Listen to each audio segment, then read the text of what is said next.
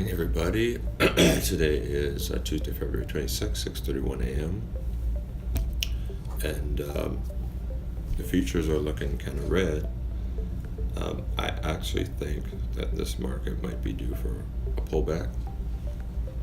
I don't know how big of a pullback it will be, but it just seems like as it keeps trying to go up, there are no new breakouts, there are no new patterns that are really working super good, or at least there aren't that many.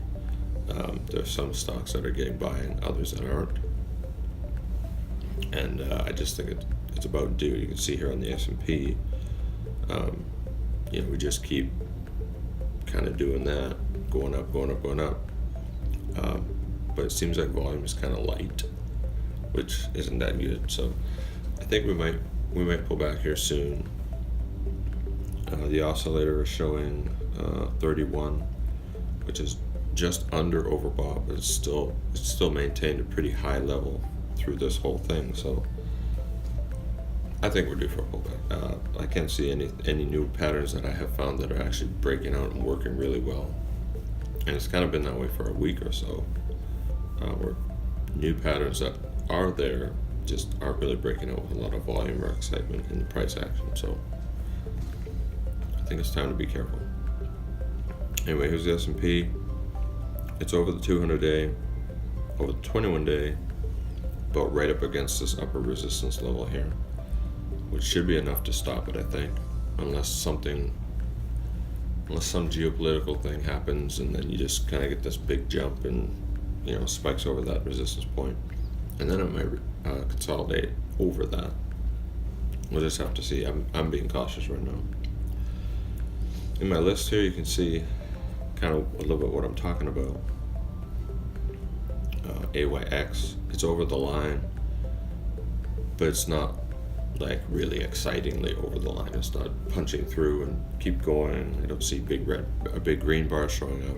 Just kind of thinking about going over the line, and it just sits there. Square is another one that kind of did the same thing yesterday.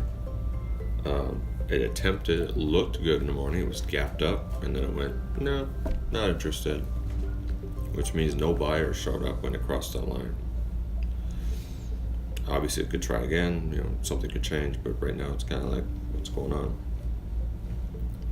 This guy, same thing, it kind of attempted, pulled right back down. Deer did the same thing. It looks really good all through here.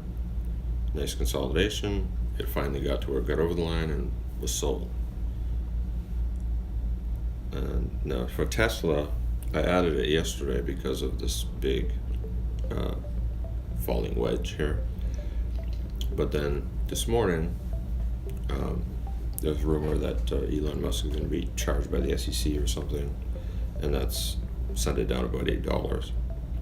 That's fine though, because it hasn't broken out. It doesn't seem like it's on the verge of breaking out. It could fall all the way back down to the lower line and then build its way back up. That's all perfectly fine. Just there's a falling wedge on Tesla that I just want to keep an eye on. Netflix might be one where if the market actually does pull back, this is a rising wedge that is actually bearish.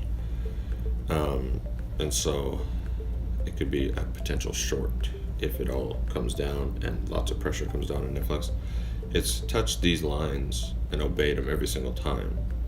We hit this one, goes up, comes close to that one, goes down. It's this one and goes up, comes close and comes down instead, and again, all the way down. I think some people on StockTwits are actually shorting it, buying it, shorting and buying it as it does that, because you can clearly see what it's doing. I don't trade that way, but it's obeying those lines all the way along. Even yesterday where it gapped up, actually it didn't gap up, but it raced up to the line, looked like it was going to break out of it, sent right back down. These are really clear resistance and support lines, and it's not breaking higher. It's not breaking to the upside. I think that it might actually break to the downside. So I'm keeping an eye on that in case the market actually turns down. Netflix might go with it. So that's it.